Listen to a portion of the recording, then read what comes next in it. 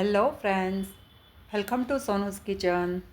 આજે આપણે એકદમ નવી જ રીતે સુપર સ્પોન્જી વેજીટેબલવાળા ઢોકળા બનાવીશું, જે નવા જ સ્વાદમાં નવા મસાલા સાથે ખૂબ જ સરસ લાગે છે.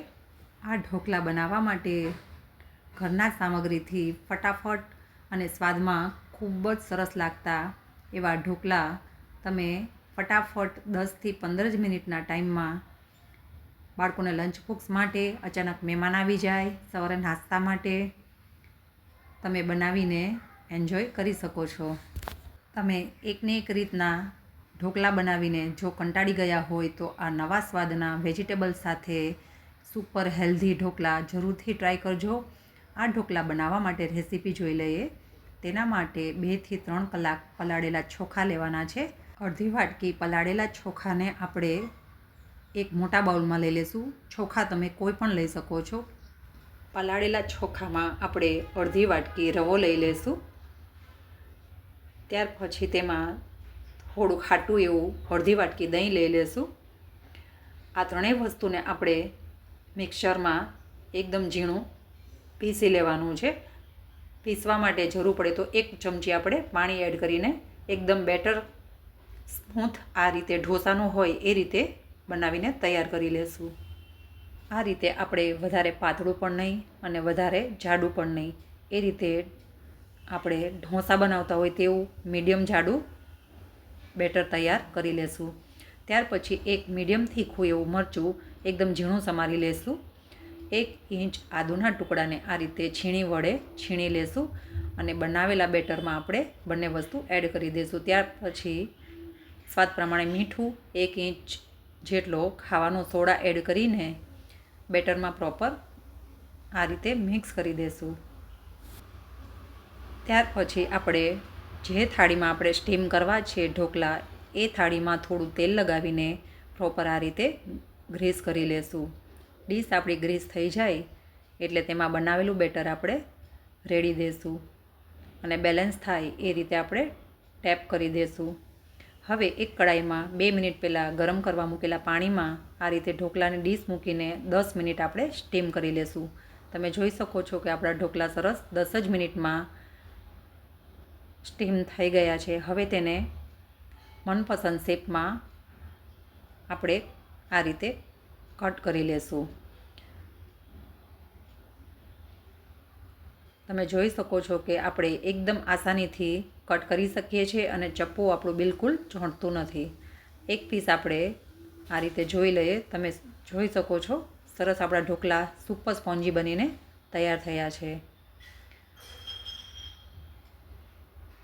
એકદમ જાળીદાર સુપર સ્પોન્જી ઢોકળા આપણા ફ્રાય કરવા માટે તૈયાર છે. હવે ફ્રાય કરવા માટે થોડા વેજીટેબલ આપણે કટ કરી લેશું. તેના માટે એક મીડિયમ સાઇઝની ડુંગળીને આપણે મનપસંદ શેપમાં કટ કરી છે અને મીડિયમ સાઇઝના અડધા કેપ્સિકમને મોટા પીસમાં આ રીતે કટ કરી લીધું છે. ત્યાર પછી મીડિયમ સ્પાઇસી એક ગ્રીન ચીલી પણ આપણે કટ કરીને તૈયાર કર્યું છે. હવે આ બધી વસ્તુને આપણે એક ડીશમાં લઈ લઈશું. સાથે થોડો મીઠો લીમડો, 2 ચમચી જેટલું છીણેલું ગાજર તૈયાર કરીને 1 કપ જેટલી બાફેલી મકાઈ પણ આપણે તૈયાર કરી લઈશું. આ બધી જ વસ્તુઓ હવે આપણે કડાઈમાં ફ્રાય કરી દઈશું. તો તૈયાર છે ફ્રાય કરવા માટે આપણું વેજીટેબલ. તમે તેમાં મનપસંદ તમારું કોઈ પણ વેજીટેબલ તમે એડ કરી શકો છો. ત્યાર પછી એક કડાઈમાં 2 મોટા ચમચા તેલ મૂકી, તેલ અથવા બટર મૂકીને 1 ચમચી રાઈ, અડધી ચમચી જીરું, 8થી 10 મીઠા લીમડાના પાન, કટ કરેલી ડુંગળી નાખીને ડુંગળી આપણી થોડી ટ્રાન્સપરન્ટ થાય ત્યાં સુધી આપણે ફ્રાય કરીશું. અડધી મિનિટ આ રીતે ફ્રાય કરવાથી ડુંગળી આપણી સરસ ગળી જશે અને ટ્રાન્સપેરન્ટ થઈ જશે. ત્યાર પછી તેમાં કટ કરેલા 1 નંગ લીલા મરચાંને અને કટ કરેલા કેપ્સિકમને આપણે એડ કરી દઈશું. ત્યારબાદ આપણે આ બધી વસ્તુને થોડીવાર માટે ફ્રાય થવા દઈશું. આમાં તમે તમારી ચોઈસના કોઈ પણ વેજીટેબલ એડ કરી શકો છો. જો તમને કોબીજ ભાવતું હોય, ફણસી ભાવતી હોય તો તેને પણ તમે એડ કરી શકો છો.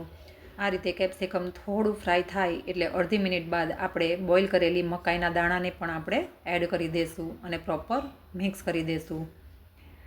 આ બધી જ વસ્તુને આપણે ટોટલ 1.5થી 2 મિનિટ સુધી ફ્રાય થવા દેવાની છે. ત્યાર પછી આપણે તેમાં ચપટી હળદર, 1 ચમચી લાલ મરચું પાવડર, સ્વાદ પ્રમાણે મીઠું નાખીને આપણે આ બધો જ મસાલો વેજીટેબલમાં પ્રોપર મિક્સ કરી દઈશું.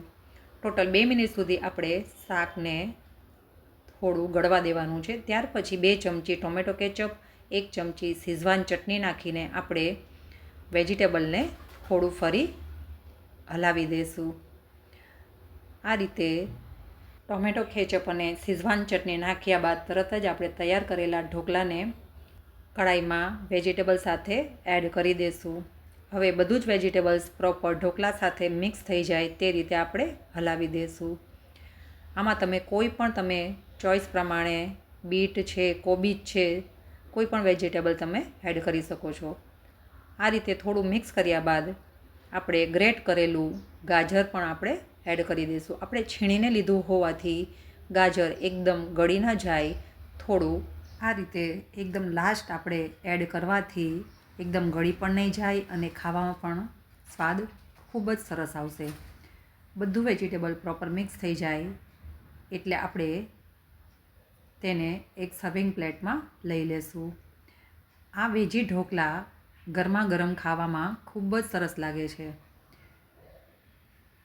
આ વેજી ઢોકળા તમે બાળકોને લંચ બોક્સમાં પણ આપી શકો છો, સાંજે નાસ્તા માટે પણ બનાવી શકો છો. આપણે આ રીતે દાળ અને ચોખાના ઢોકળા તો બનાવતા જ હોય છે, એકલા સૂજીના પણ ઢોકળા આપણે ખાતા જ હોઈએ છીએ. પણ જો કંઈક નવા અને હેલ્ધી બનાવીને જો તમારે એન્જોય કરવા હોય તો આ રીતે તમે બનાવશો તો હંમેશાને માટે બનાવતા થઈ જશો. આ રીતે બનાવેલા ઢોકળા ખાવામાં ખૂબ જ ટેસ્ટી લાગે છે. બનાવવાનો સમય પણ ખૂબ જ ઓછો લાગે છે.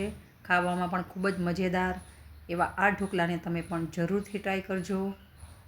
આ ઢોકળા તમે શેઝવાન ચટણી સાથે અથવા ટોમેટો કેચઅપ સાથે એન્જોય કરી શકો છો. આ ઢોકળા બનાવતી વખતે ખાલી એટલું ધ્યાન રાખવાનું છે કે ફ્રાય કરતી વખતે વેજીટેબલને આપણે વધારે વાર ચડવા નથી દેવાનું. થોડું થોડું કડક હશે તો વેજીટેબલ ખાવામાં ખૂબ જ સરસ લાગે છે. આ ઢોકળાની રેસીપી તમે પણ જરૂરથી ટ્રાય કરજો. ફેમિલી ફ્રેન્ડ્સમાં શેર કરજો. ફરી મળી એક નવી રેસીપી સાથે. Thank you for watching.